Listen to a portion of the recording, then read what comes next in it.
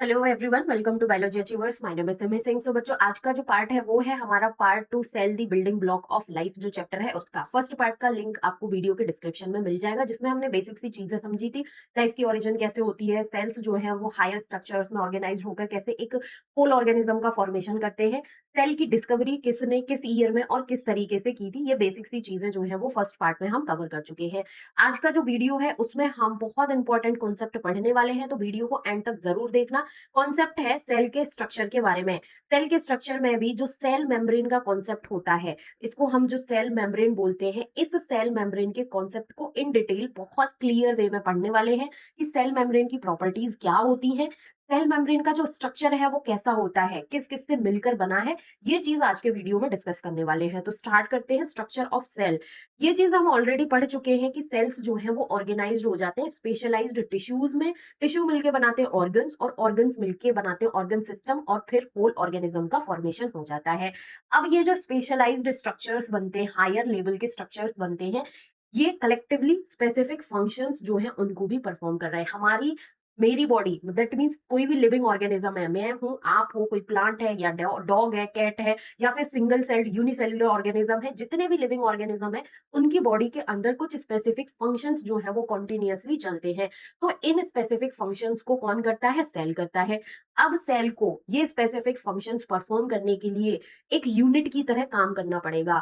एक यूनिट की तरह वो कैसे काम कर सकती है कि उसके आसपास की जो सेल्स हैं उनके साथ वो इंटरेक्ट करे, साथ ही साथ सेल के जो सराउंडिंग एनवायरनमेंट है उसके साथ, एक्सटर्नल एनवायरनमेंट जो है उसके साथ भी वो इंटरेक्ट करे।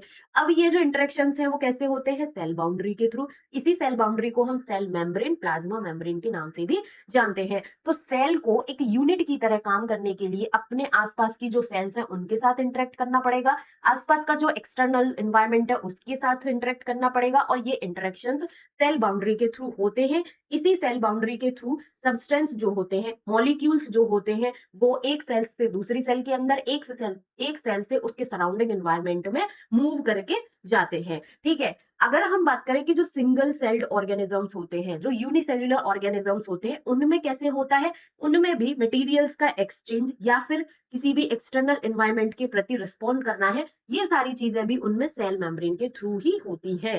तो आज का जो हमारा टॉपिक है वो इन डिटेल सेल मेम्ब्रेन के बारे में ही है कि कैसे सेल मेम्ब्रेन जो है ये सारी चीजें परफॉर्म करती है। तो सबसे पहले हम यहाँ पर कुछ सेल मेम्ब्रेन की प्रॉपर्टीज जो है उनको देखते हैं, फिर इसके स्ट्रक्चर को बहुत क्लियरली, बहुत अच्छे से समझने वाले हैं।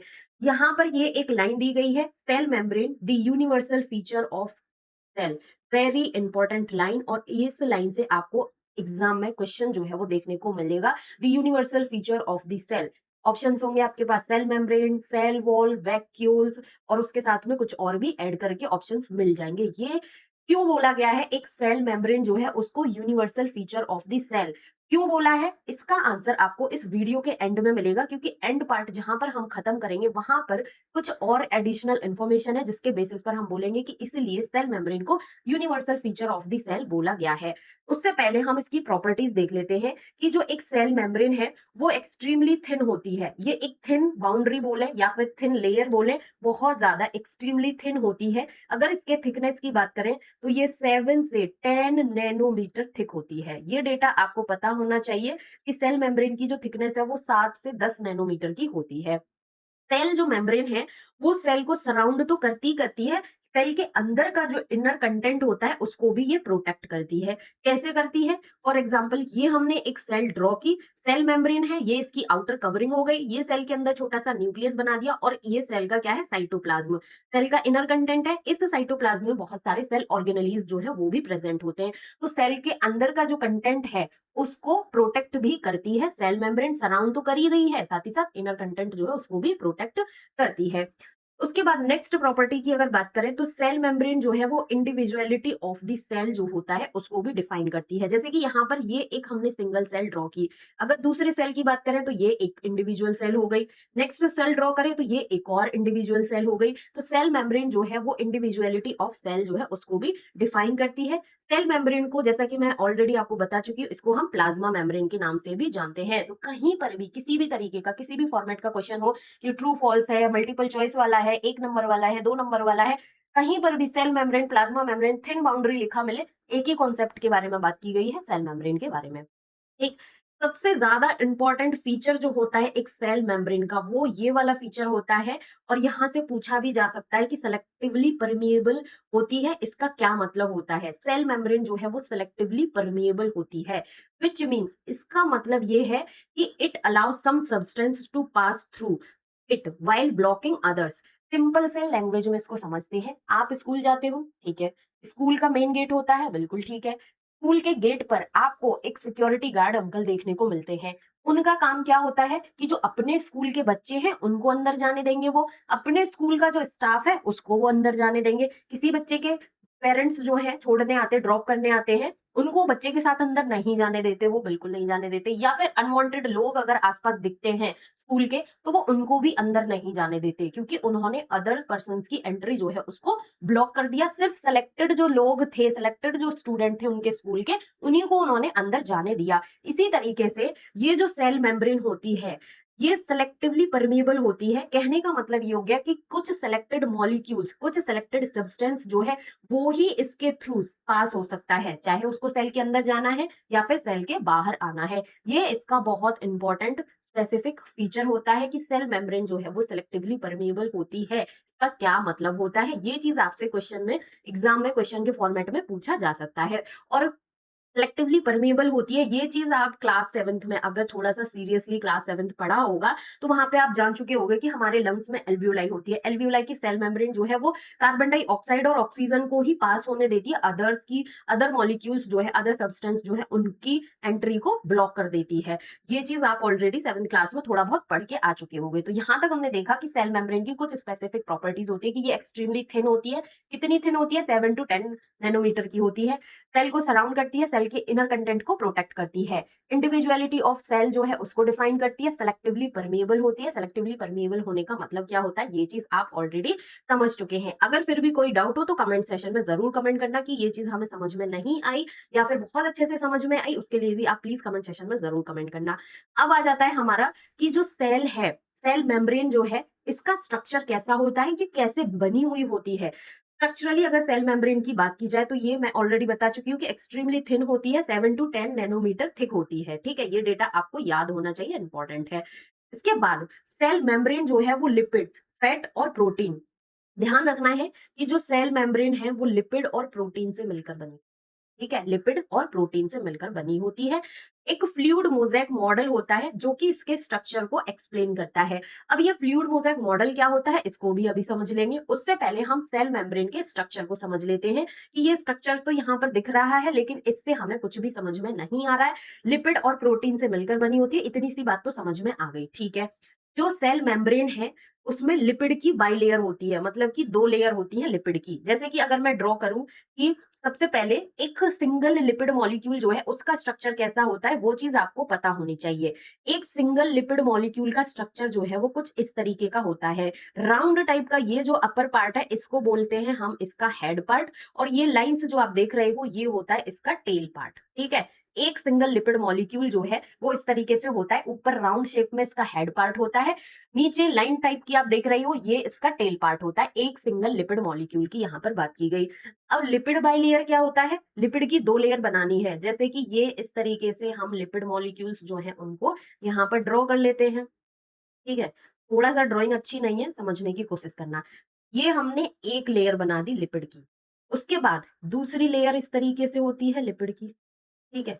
दूसरी लेयर ये हो गई लिपिड की, दूसरी लेयर ये हो गई लिपिड की। तो 2 लेयर है, बाई होता है, बाई का मतलब 2 होता है, तो एक लेयर ऊपर वाली ये हो गई, एक लेयर ये वाली हो गई। तो लिपिड की इस तरीके से 2 लेयर होती है। अब प्रोटीन कहाँ होता है? प्रोटीन मॉलिक्यूल्स जो है वो कुछ इस तरीके से लिपिड की जो 2 लेयर होती हैं इनके बीच-बीच में इस तरीके से धसे हुए होते हैं, एम्बेडेड होते हैं, ठीक है। इस तरीके से प्रोटीन मॉलिक्यूल्स जो है वो यहाँ पर प्रेजेंट होते हैं। अब ये जो स्ट्रक्चर है इसको आप देखो कि ये इस तरीके से एक लेयर ऊपर वाली ये हो गई लिपिड मॉलिक्यूल्स की, दूसरी लेयर ये हो गई लिपिड मॉलिक्यूल्स की, ठीक है। दूसरी लेयर ये हो गई, ब्लू कलर के ये इस तरीके के स्ट्रक्चर्स जो देख रही हो ये प्रोटीन मॉलिक्यूल्स हैं। तो जो लिपिड बाइलेयर होती है प्रोटीन मॉलिक्यूल्स हैं उनका अरेंजमेंट कैसा होता है?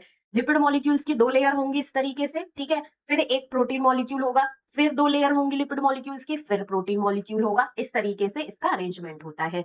तो मेम्ब्रेन जो है वो लिपिड बाइलेयर होती है, 2 लेयर होती हैं लिपिड की, स्पेशल फैट मॉलिक्यूल्स की विद, जिसमें ये जो राउंड शेप का हेड पार्ट बताया ये बाहर आउटवर्ड होता है, बाहर की तरफ होता है, वाटर की तरफ होता है, इसलिए इसको वाटर अट्रैक्टिंग वाटर लविंग बोला जाता है। टेल वाला पार्ट जो है वो अंदर की तरफ होता है, इनवर्ड होता है, ये वाटर रिपेलिंग होता है, वाटर हीटिंग होता है। ये चीज ध्यान रखनी है कि जो लिपिड मॉलिक्यूल है उसका हेड पार्ट आउटवर्ड होता है, वाटर अट्रैक्टिंग वाटर लविंग होता है।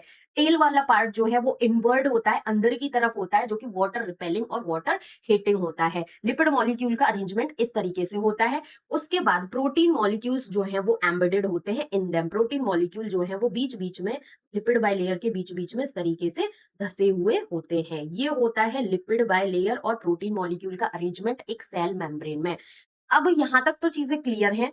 इसके बाद यहाँ पर हमने एक टर्म सुना था फ्लूइड मोज़ेक मॉडल क्या होता है, जो कि इसके स्ट्रक्चर को एक्सप्लेन कर रहा है। तो जो इसमें ये लिपिड मॉलिक्यूल्स होते हैं, ये फ्लूइड नेचर में होते हैं, सॉलिड नहीं होते, एक जगह पर फिक्स नहीं होते, ये साइडवेज है। यहाँ पर एक मॉलिक्यूल है तो वो मूव करके इधर भी आ सकता है और इधर भी आ सकता है। नीचे वाली लेयर के जो लिपिड मॉलिक्यूल्स हैं वो ऊपर भी जा सकते हैं और ऊपर वाले लिपिड मॉलिक्यूल्स नीचे भी आ सकते हैं। तो जो मेम्ब्रेन में मॉलिक्यूल्स होते हैं लिपिड के, वो मूविंग स्टेट में होते हैं, फिक्स नहीं होते, फ्लूइड नेचर में होते हैं। साइडवेज भी मूवमेंट कर सकते हैं, फ्लिप फ्लॉप भी मूवमेंट कर सकते हैं, रोटेशनल मूवमेंट भी कर सकते हैं। तो ध्यान रखना है लिपिड बाइलेयर में सेल मेम्ब्रेन के जो लिपिड बाइलेयर है उसमें जो लिपिड मॉलिक्यूल्स हैं वो फ्लूइड नेचर के होते हैं, इनमें मूवमेंट देखने को मिलता है। तो यहाँ से ये टर्म आया फ्लूइड। उसके बाद प्रोटीन्स जो है इसमें, प्रोटीन्स वो क्या करते हैं, एक गेट कीपर की तरह काम करते हैं जिसके थ्रू सब्सटेंस जो है वो पास होते हैं। ये जो प्रोटीन मॉलिक्यूल्स हैं इनके थ्रू मॉलिक्यूल्स अंदर बाहर पास आउट और इन होते हैं, एक गेट कीपर की तरह काम करते हैं प्रोटीन मॉलिक्यूल्स। ये हो गया। अब ये जो मोज़ेक है इसका क्या मतलब है, since the molecules are arranged like tiles in a mosaic it is called mosaic model. अब जो लिपिड बाय लेयर है और प्रोटीन मॉलिक्यूल्स हैं इनका अरेंजमेंट ऐसा है कि लिपिड की कुछ लेयर होगी, फिर प्रोटीन मॉलिक्यूल होगा, फिर लिपिड होंगे, फिर प्रोटीन मॉलिक्यूल होंगे। जिस तरीके से हम घरों में टाइल्स लगाते कि एक स्क्वायर लगाया, फिर दूसरा, फिर तीसरा, फिर तीसरा, आगे आगे हम लगाते जाते हैं, या फिर अगर हमें कोई जिगजैग पैटर्न फॉलो करना है तो डिफरेंट डिफरेंट टाइल्स सेट करते जाते हैं। तो उसी तरीके से जो सेल मेम्ब्रेन है उसमें लिपिड मॉलिक्यूल्स होते हैं, प्रोटीन होते हैं, लिपिड होते हैं, प्रोटीन होते हैं, इस तरीके से इसका अरेंजमेंट होता है एक मोज़ेक पैटर्न में। इसीलिए इसको बोला जाता है फ्लूइड मोज़ेक मॉडल, जो कि एक्सप्लेन करता है सेल मेम्ब्रेन के स्ट्रक्चर को। सो यहाँ पर हमारा कंप्लीट हो जाता है सेल मेम्ब्रेन की प्रॉपर्टीज विद स्ट्रक्चर। स्ट्रक्चर को एक बार थोड़ा सा और मैं डिफाइन कर देती हूँ। सिंपल सा आपको ध्यान रखना है, सेल मेम्ब्रेन की बात की जा रही है, वो लिपिड और प्रोटीन की बनी होती है। लिपिड की 2 लेयर्स होती है इस तरीके से, हेड पार्ट आउटवर्ड होता है, टेल पार्ट इनवर्ड होता है। प्रोटीन मॉलिक्यूल्स जो है वो एम्बेडेड होते हैं, बीच में धसे हुए होते हैं। ये चीज हो गई। फ्लूइड मोज़ेक मॉडल जो है इसके स्ट्रक्चर को एक्सप्लेन करता है, ये हो गया। ठीक है। अब उसके बाद यहाँ पर जो हमारे पास चीजें हैं वो यही है जो कि हम ऑलरेडी जान चुके हैं कि जितने भी लिविंग सेल्स हैं वो कम्युनिकेट करते हैं अपने सराउंडिंग और नेबरिंग सेल्स से थ्रू सेल मेम्ब्रेन, क्योंकि इनके पास सेल मेम्ब्रेन नाम का आईफोन होता है। हमारी तरह फोन नहीं होता इनके पास, लेकिन सेल के पास सेल मेम्ब्रेन नाम का आईफोन होता है जिसके थ्रू वो अपने सराउंडिंग और नेबरिंग सेल्स जो है उससे कम्युनिकेट करते हैं। हाउएवर सेल्स ऑफ प्लांट, यहाँ से ध्यान रखना है, ये कॉन्सेप्ट आप समझोगे तभी समझ पाओगे कि सेल मेम्ब्रेन को दी यूनिवर्सल फीचर ऑफ सेल क्यों बोला है। ठीक है। प्लांट की सेल, फंजाई की सेल और बैक्टीरिया की सेल, इनमें एक एडिशनल लेयर पाई जाती है अराउंड दी सेल मेम्ब्रेन। कैसे? ये हमने एक सेल स्ट्रक्चर ड्रॉ किया, ये इसकी सेल मेम्ब्रेन है। सेल मेम्ब्रेन के आउटर में एक एडिशनल लेयर, एडिशनल कवरिंग और पाई जाती है। ये कवरिंग सिर्फ प्लांट के केस में, फंजाई के केस में और बैक्टीरिया के केस में देखने को मिलती है, एनिमल्स के केस में नहीं देखने को मिलती। ठीक है। इस एडिशनल लेयर जो है इसको क्या बोला जाता है, इस एडिशनल लेयर को बोलते हैं सेल वॉल, जो कि ध्यान रखना है सिर्फ प्लांट, फंजाई और बैक्टीरिया में पाई जाती है, एनिमल्स में नहीं पाई जाती।